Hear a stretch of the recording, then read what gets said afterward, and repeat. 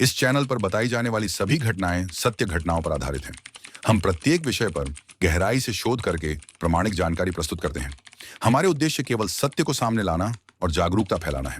कृपया हमारे वीडियो को ज्ञानवर्धक दृष्टिकोण से देखें। हेलो दोस्तों, स्वागत है आपका एक बार फिर से सच्चे गुना चैनल में। आज फिर मैं आपके सामने अपराध की एक सच्ची घटना लेकर आई हूँ, जहाँ पर प्यार विश्वास रिश्तों का हुआ खून। जी हाँ, आज मैं उत्तर प्रदेश के मेरठ जिले की एक सनसनी खबर लेकर आई हूँ, जहाँ पर एक पत्नी अपने गंजेड़ी प्रेमी के साथ मिलकर अपने ही पति की करती हत्या। ये हत्या सौरभ राजपूत की है, जो एक मर्चेंट नेवी में अफसर था। सौरभ राजपूत की मुलाकात 2016 में मुस्कान से हुई और वो एक दूसरे को पसंद करने लगे। उसकी वर्तमान में पोस्टिंग लंदन में थी। यूरोप के लगभग हर हिस्से में उसका आना जाना था। मुस्कान ने सौरभ की दौलत, शोहरत, इज्जत देखकर उसने सौरभ से शादी करने का प्रस्ताव रखा, तो सौरभ ने शादी का प्रस्ताव स्वीकार कर लिया।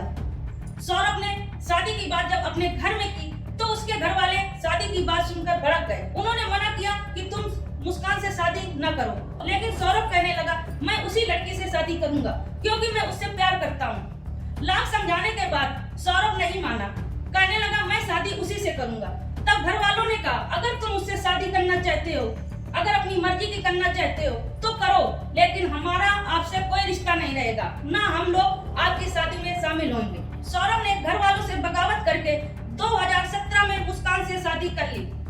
शादी करने के बाद सौरभ मुस्कान को अपने घर में लेकर नहीं आया, क्योंकि घर वाले उससे नाराज थे और वो अपने घर से उसको बाहर निकाल दिया था।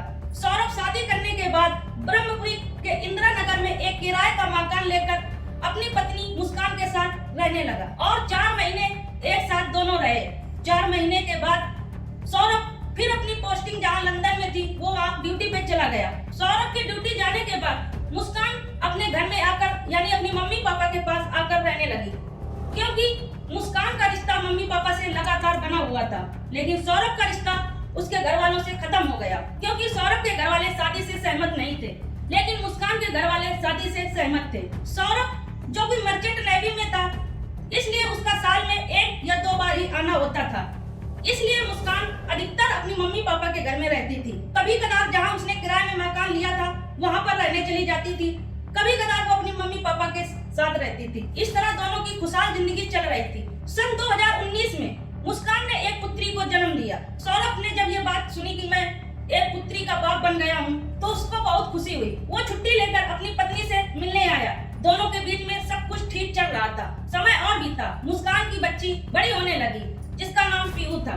धीरे धीरे समय बीतने के बाद मुस्कान जब 3 या 4 साल की हो गई, तो वो स्कूल जाने लगी। मुस्कान जहाँ पर किराए का मकान लिए थी, वहीं के एक पास के स्कूल में पीहू का एडमिशन करा देती है और पीहू को स्कूल रोज सुबह छोड़ने जाती है, फिर लेने भी जाती है। इस तरह उसकी रोज की दिनचर्या चल रही थी। एक दिन मुस्कान की मुलाकात साहिल से हुई। ये पहले से ही एक दूसरे को जानते थे, क्योंकि ये क्लासमेट थे। मुलाकात धीरे धीरे दोस्ती में बदल गई। दोस्ती इस तरह धीरे धीरे बढ़ी और साहिल मुस्कान के घर में आना जाना शुरू कर दिया। जब मुस्कान के घर में साहिल का आना जाना शुरू हो गया, तो धीरे धीरे उन लोगों की दोस्ती प्यार में बदल गई। प्यार में बदलने के बाद उन लोगों के बीच में प्रेम संबंध भी बन गया। प्रेम संबंध बनने के बाद जो साहिल था, उसको गांजे की लत थी, वो नशेड़ी था। ये बात मुस्कान को पता थी, फिर भी वो मुस्कान के घर में आकर रोज गांजा फूकता था। लेकिन मुस्कान इस बात से उसको कभी रोका टोका नहीं, और धीरे धीरे साहिल ने मुस्कान को भी गांजा फूकने की आदत डाल दी। इस तरह दोनों एक साथ गांजा बैठकर पीने लगे। मुस्कान की बेटी पीहू की उम्र अब 6 साल की होने वाली थी। वो अक्सर अपनी नानी नाना के घर में रहती थी, मम्मी के साथ कम रहती थी। जब मुस्कान की बेटी पीहू नानी के घर में रहती थी, तब साहिल ज्यादा मुस्कान से मिलने उसके घर आता था और रात भी बिताने लगा था।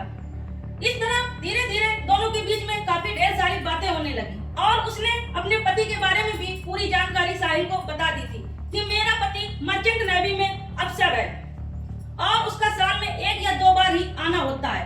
ये सुनकर साहिल ने मुस्कान का फायदा उठाने की कोशिश की और उसको भड़काना भी शुरू कर दिया। साहिल के दिमाग में चलने लगा कि इसका पति बहुत अच्छा खासा पैसा कमाता होगा और इसके पास पैसे की कोई कमी नहीं है। तो धीरे धीरे उसने मुस्कान को भड़काना शुरू कर दिया कि ऐसे पति का क्या होना जो साल में 1 या 2 बार ही आ पाता है। हम लोग अब बहुत करीब हो गए हैं और एक साथ दोनों लोग रहते हैं, एक साथ गांजा भी पीते मिलते हैं, अब हम लोग अलग नहीं रह पाएंगे। ऐसा करो कि तुम अपने पति से अब तलाक ले लो। तलाक लेने के बाद हम दोनों शादी करके एक साथ रहेंगे।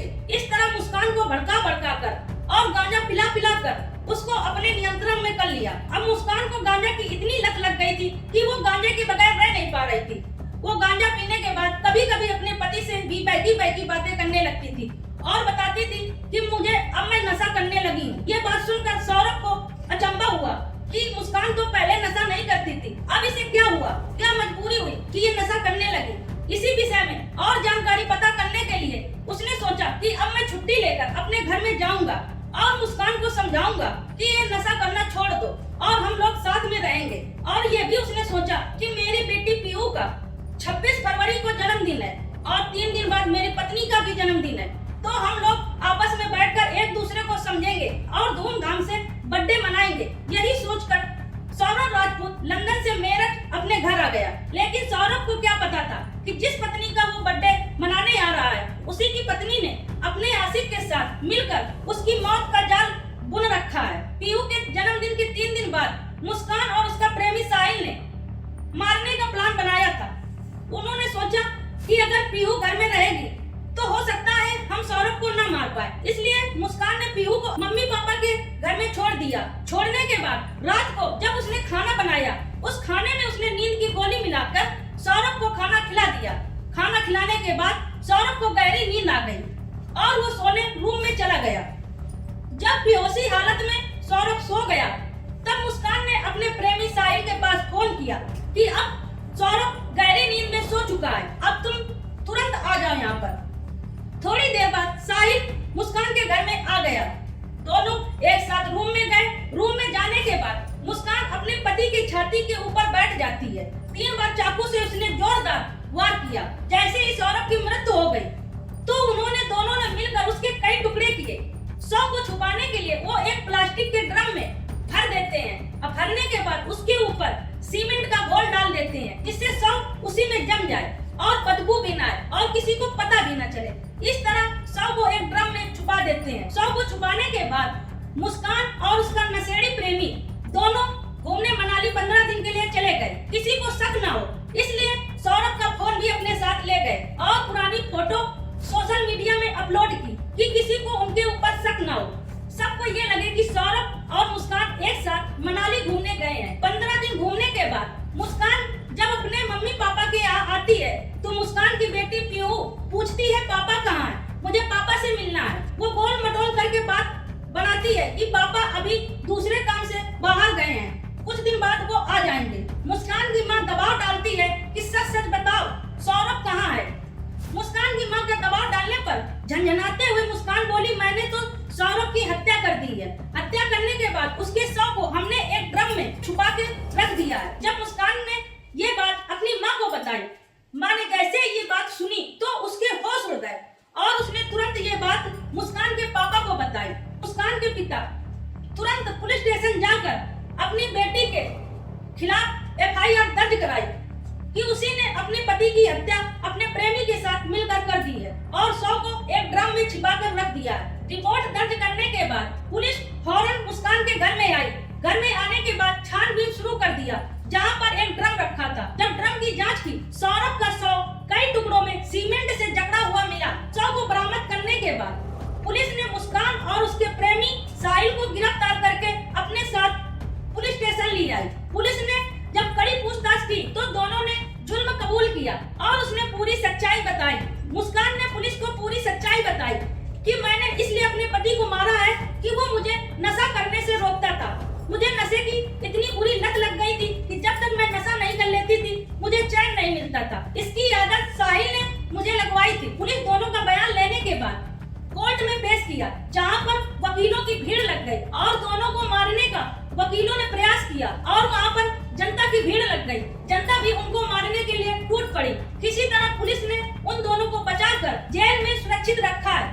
अभी तक इसका कोई फैसला नहीं हुआ है। मुस्कान के माँ बाप ने कोर्ट से अपील की है कि ऐसी बेटी को मौत की सजा दी जाए। आज की घटना में बस इतना ही था। जैसे ही इस केस का कोई फैसला आएगा हम आपको अपडेट करेंगे।